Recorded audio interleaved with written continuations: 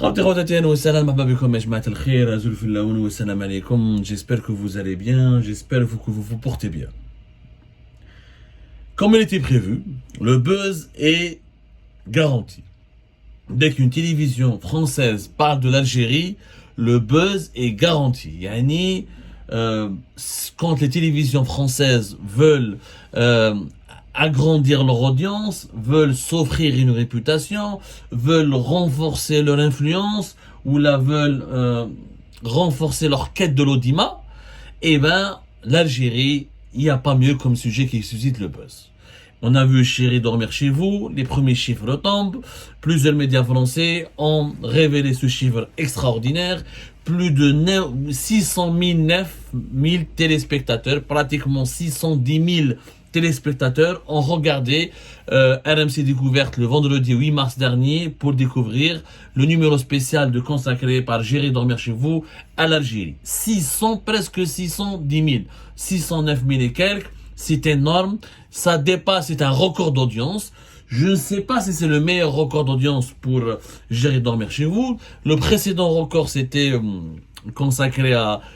c'était avant la fin de l'année 2023, je crois en novembre, en décembre 2023 ou bien avant, c'était 500 000 téléspectateurs. Là, on a plus de 600 000 téléspectateurs. C'est une explosion de l'audience pour RMC Découverte, qui est une télévision du câble. Ce n'est pas une grande télévision généraliste comme M6, comme TF1, comme France 2, etc., qui appartient d'ailleurs au même groupe que BFM, etc. Mais c'est un succès énormissime, énormissime, presque 610 000 téléspectateurs.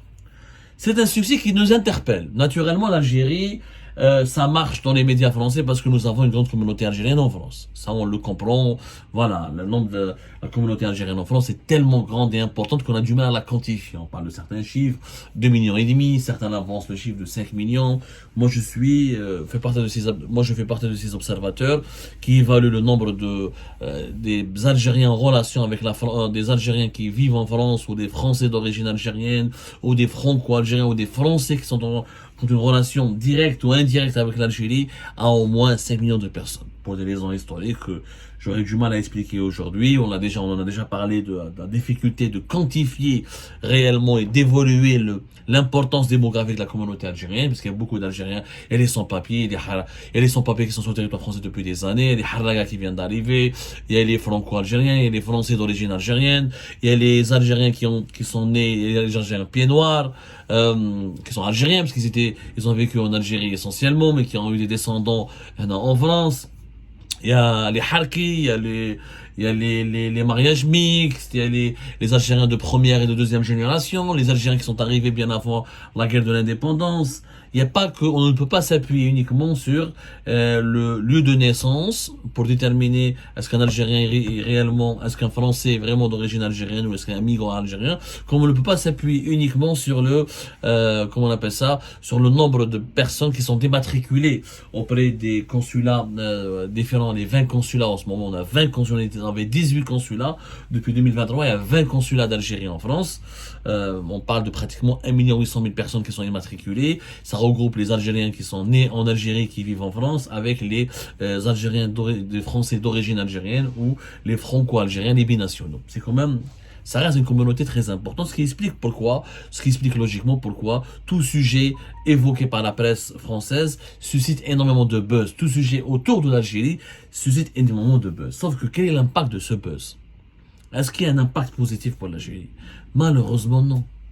Malheureusement non. Antoine de Maximi, à son corps défendant, il ne fait pas de politique. Lui, il a un concept depuis plus de 20 ans, il le fait. Ça fait 65 pays qu'il a visités à travers le monde, plus de 150 nuits chez des familles, chez des étrangers répartis à travers la planète. Lui, il ne fait pas de politique. Lui, il part à la rencontre des familles, il part à la rencontre des populations des pays qu'il visite.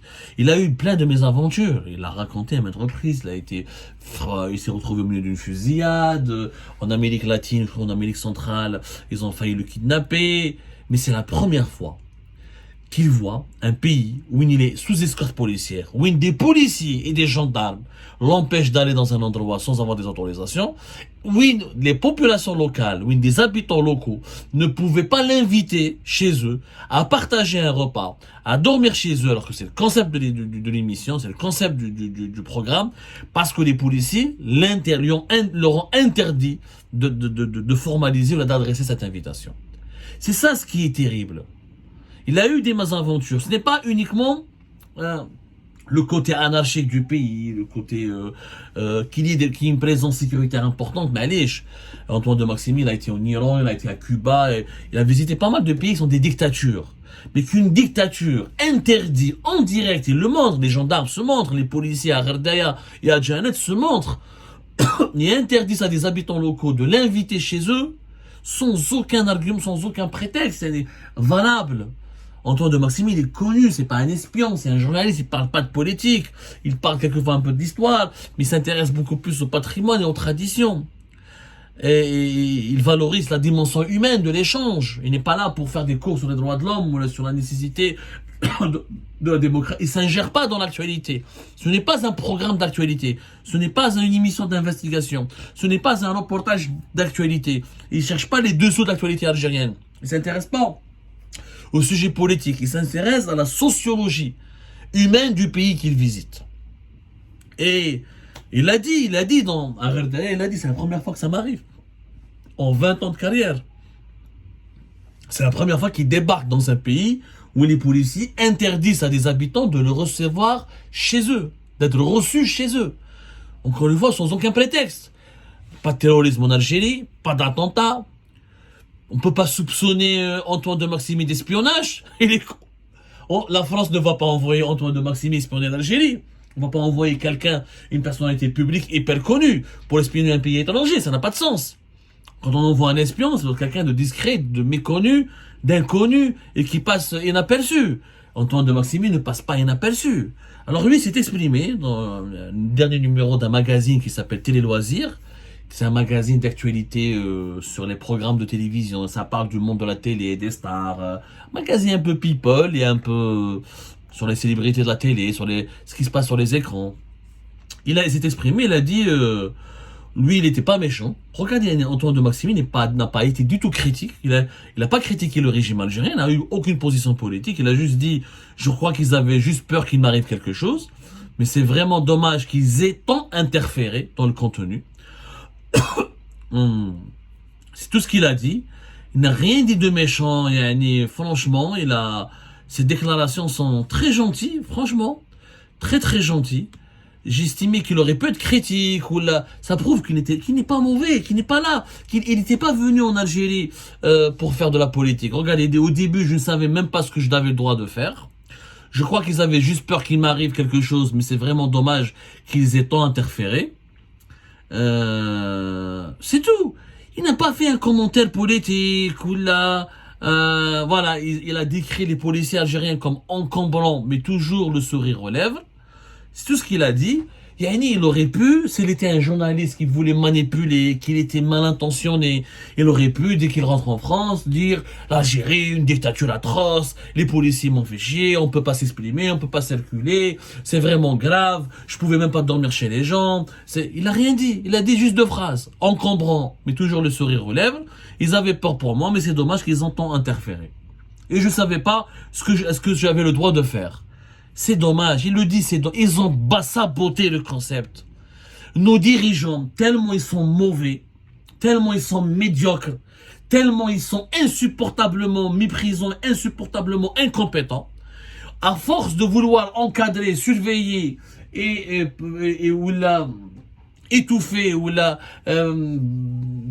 pister ou traquer Antoine de Maximi, ils ont créé un scandale, ils ont offert aux adversaires de l'Algérie, ils ont offert aux ennemis de l'Algérie, ils ont offert un cadeau en diamant ou là en or massif à tous les détracteurs de l'Algérie. Maintenant, après cette émission, celles et ceux qui ont une mauvaise image de l'Algérie, qui croyaient aux préjugés négatifs qui collent à la peau de notre pays, ou là qui véhiculait qui véhiculait sciemment une mauvaise réputation dans notre pays, ou là qui disait du mal dans notre pays, et ben là, à travers cette émission, ils ont eu un cadeau en or, là, en diamant. Parce que cette émission, finalement, j'irai dormir chez vous, à cause des interférences, comme il dit lui-même Antoine de Maximi, des policiers des services de sécurité. Qu'est-ce qu'elle décrit, cette émission? Un pays où tout le monde est sous surveillance, c'est une caserne à ciel ouvert, une sécuritocratie, un état policier, où chef d'affaires quand le couple qui était originaire de l'Est, je pense, quand ils voulaient inviter Antoine de Maximi chez eux, chef, la femme dit, mais c'est dommage, parce qu'il parlait au policier qui était à côté de lui, est-ce que je peux partir chez eux? Le policier a dit non, t'as pas le droit. La femme était choquée. Le gars, c'est un ingénieur, il vient regarder, il a dit, mais, c'est l'État, c'est la sécurité. À côté, gentiment, pour qu'il retire son invitation. Mais pourquoi on peut pas inviter Ardaya? Je ne comprends pas. Quelle est la raison sécuritaire? Quel est l'objectif de cette censure? C'est une censure. On a censuré, chérie, dormir chez vous. C'est clair. Quand un policier, en direct, filmé, il intervient, il dit aux journalistes, tu n'as pas le droit d'aller dormir chez eux, tu ne peux pas y aller, et tu ne peux pas aller filmer chez eux, c'est une censure. Alors que la base je comprends pas, à la base, pourquoi on a donné le visa alors? Il fallait pas donner le visa, Antoine de Maximi. Il valait mieux qu'il vienne même pas en Algérie. Parce que là, il a aggravé les préjugés. Il a aggravé inconsciemment. Lui, le pauvre, il le dit. Il voulait faire découvrir l'Algérie. Il voulait raconter la réalité de ce pays méconnu, qui fait l'objet de beaucoup de préjugés, d'idées préconçues. Et voilà. Mais on l'a empêché de travailler. Et en filmant ces séquences terrifiantes, on voit des policiers, des gendarmes, qui le traquent, qui le suivent partout, qui l'encadrent, mais qui interviennent dans le contenu. Fidjanet, le commissaire, quand il a fait la sieste chez la famille, agréable, la famille généreuse, c'était très touchant, c'était émouvant. Cette famille de Janet, très simple, très modeste, avec 3 enfants, et un nouveau-né, un bébé, et le fameux plat tergui, l'un des plats qui n'est malheureusement pas très connu, mais il devrait être exporté à l'étranger. C'est très bon, Teguila. Moi, j'ai mangé plusieurs fois. Teguila fait à cette fille Jeannette. Il est cuisiné sous terre. Teguila, c'est magnifique comme plat, mais c'est malheureusement très méconnu par les étrangers. Il gagnerait à être connu. Voilà. Le policier, le commissaire Adel qui troll, il est rentré jusqu'à l'intérieur. Il est rentré jusqu'à l'intérieur du salon. Pour voir où est-ce qu'il va dormir, qu'est-ce qu'il va faire. C'est quand même incroyable. On l'a jamais géré dormir chez vous, ce programme n'a jamais vécu une mésaventure ailleurs, dans un autre pays, de la sorte en tout cas. Et voilà, Antoine de Maximi n'a pas fait de polémique, n'a pas critiqué les forces de l'ordre, il a juste exprimé ses regrets. Ils ont saboté l'émission.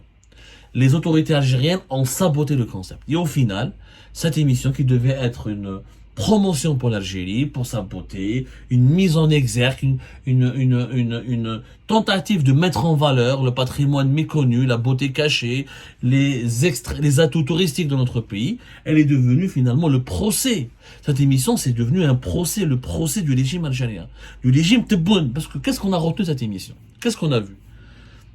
On l'a pas laissé rentrer chez les gens à Gherdaya. Qu'est-ce qu'il a filmé à Gherdaya? Des enfants qui jouent dans une décharge. C'est très sympa. Un pays où je rappelle que Hassermel, le blend pratiquement le plus important gisement de gaz naturel du continent africain, il est à quelques kilomètres de Gherdaya, et entre Larwat et Gherdaya. Et on a des enfants qui jouent dans une décharge, pas d'infrastructure de loisirs. À Janet, des gens qui n'ont même pas d'argent pour acheter de la viande. Il fallait qu'il y ait quelqu'un joue le rôle d'intermédiaire et d'interprète pour demander à Antoine de Maximi d'acheter de la viande à ce taxieur qu'il voulait l'inviter chez lui parce qu'il n'avait pas le moyen.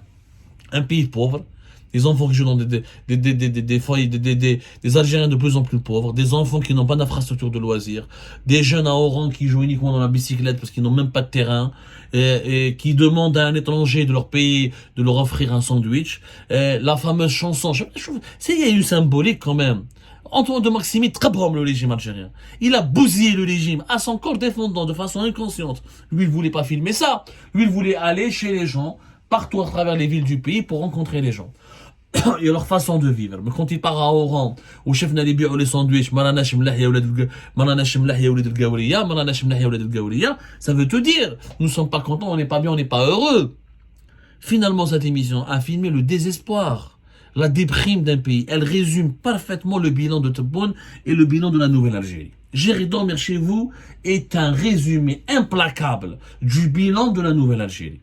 Un pays où les enfants jouent dans des décharges, où dans les grandes villes comme Oran, il n'y a même pas d'infrastructure de loisirs, où on supplie un étranger pour s'offrir un sandwich, pour avoir un sandwich, où des gens du Sud n'ont même pas de quoi acheter de la viande pour offrir le gîte et le couvert à un étranger, la sécuritocratie est un état policier, l'État s'ingère dans les affaires internes, dans les affaires privées, parce que la loi algérienne, il y a une loi qui te dit, quand un étranger, tu veux recevoir, tu peux déclarer un étranger, tu es obligé de déclarer